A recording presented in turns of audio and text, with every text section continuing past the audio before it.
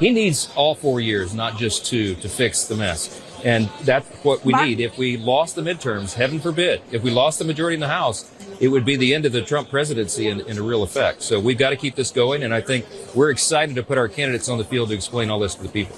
Now to Decision 2026, Democrats are adding to their slim majority in the state House. Jen Mazzocco defeated Republican Joseph Leckenby in the special election for the 42nd House District. She will replace Dan Miller, who is now a judge on the Allegheny County Court. As Trump continued to lie his way through the State of the Union, Democrats outperformed, this time in Pennsylvania.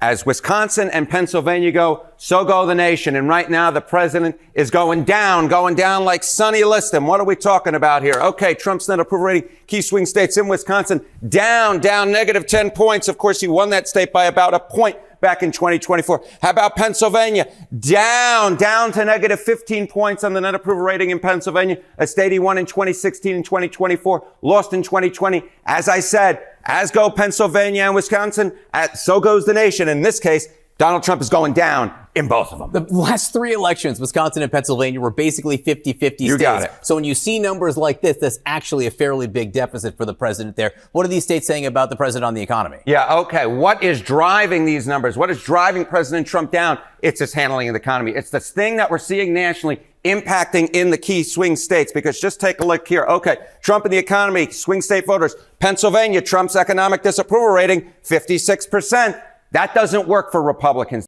It was perhaps the best split screen ever. Literally, as Trump was standing there, lying to the American people at his State of the Union address, saying that somehow this economy was one for the ages. Well, it turns out that Democrats outperformed state House races that literally were decided during the lying of Trump's State of the Union in both Maine and Pennsylvania.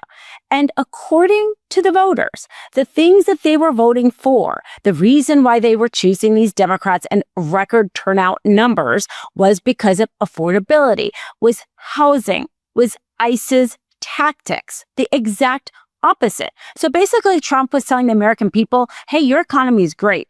And they were saying back to him, no, it's not. The roaring economy is roaring like never before. Gasoline, which reached a peak of over $6 a gallon in some states under my predecessor, it was quite honestly a disaster, is now below $2.30 a gallon in most states, and in some places, $1.99 a gallon. And when I visited the great state of Iowa just a few weeks ago, I even saw $1.85 a gallon for gasoline.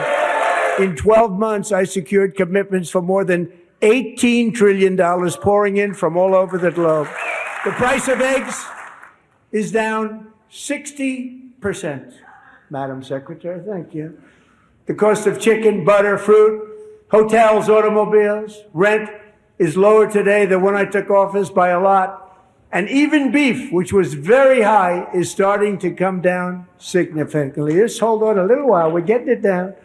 And soon you will see numbers that few people would think were possible to achieve just a short time ago. Real GDP growth in 2025 was down to 2.2%. In 2024, the last year of Joe Biden's presidency, U.S. gross domestic product grew 2.8%. The president also claimed there to have brought in $18 trillion in investment, though the White House website itself cited only $9.6 trillion, and even that is an exaggeration, relying on pledges made from countries that may never materialize. As for gas prices, in no state yesterday was the average below $2.30 a gallon. The nationwide average is $2.94 a gallon. Daniel Dale of CNN points out only the tiniest fraction of stations across the country have gas prices anywhere near what the president claims. While the average price of some grocery items like eggs and bread have come down, others spiking. The cost of beef, notably, that has risen significantly. The president also touting a retirement savings plan, but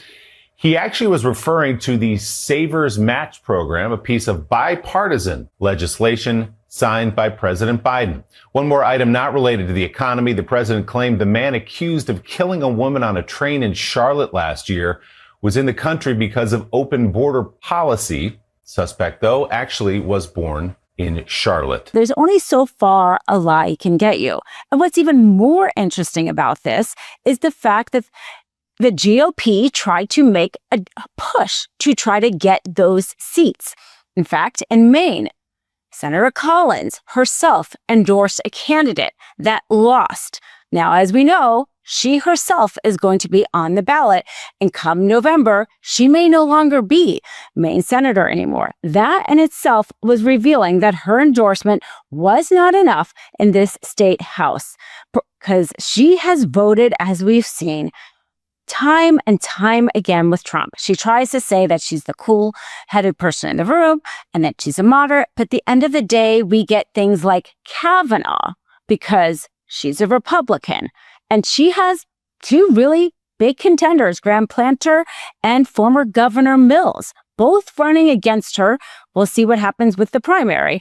But either way, this House loss, the win for Democrats, is showing not only that the American people aren't buying Trump's lies, they may not be swayed by leaders in the GOP either. Again, Donald Trump underwater, his economic disapproval, well more than a majority at this point. And, look at this. Say Trump's policies raise inflation 53%. How do you work with that if you're Donald Trump or Republican? Now, in Pennsylvania, more than Wisconsin, there are some competitive House races. Pennsylvania could be really key in determining control of the House nationally. What are we seeing there? Yeah, okay. So, we talk about Donald Trump, but the question is always, does that make its way down ballot? Does that, in fact, impact the House races in Pennsylvania, the Commonwealth of Pennsylvania? Just take a look here. Okay, U.S. House marches in Pennsylvania. 2024 results look very similar how they voted for president. Republicans won it by 2 points. But look at this. It's a different world. It's a different world. Look at this. The 2026 polling, Democrats ahead by 6 points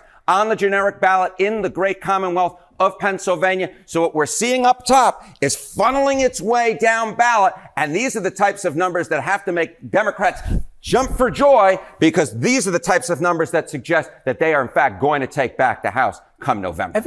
The big win for Democrats also show that as much as Trump is out there trying to scare people into not voting, trying to convince them that it doesn't matter because the GOP is going to cheat anyway, trying to make it harder for people to vote, especially people that change their name, usually women, when they get married, with the SAVE Act.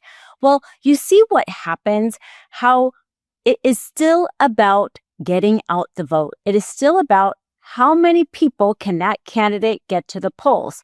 So for years, Trump has tried to malign our democracy, tried to malign our elections, trying to rig it so people think it's not worth taking out the time of their day. Because frankly, voting can be very inconvenient unless you have mail-in voting. But still, a lot of people just choose not to vote.